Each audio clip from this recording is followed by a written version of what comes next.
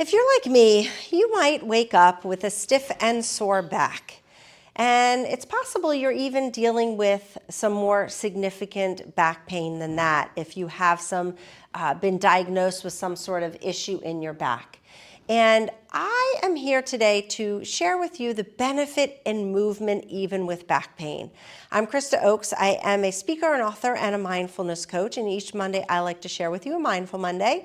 And I am doing a series on moving with injuries.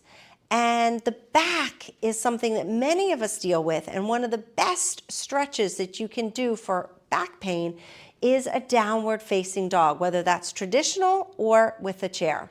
With a chair, you put the hands on whatever height you want and you send the tailbone back. You're kind of creating an L shape in the body, and what happens, there's a length. Space is created between the vertebrae and in your spine that gives an incredible release for your back. Likewise, if you prefer not to use a chair, you can do a full downward facing dog. Again, by lifting the tailbone up, you're creating a stretch and a length in your spine, as well as stretching the supportive muscles of your hamstrings and everything else that supports your back.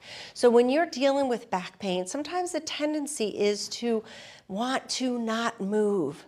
And I'm here to tell you that movement and yoga can support your back. With your doctor's permission, whether you practice at home or come in to take a class with me, movement is medicine, and I encourage you to try these stretches and see how your back feels this week. Have a beautiful day. Namaste.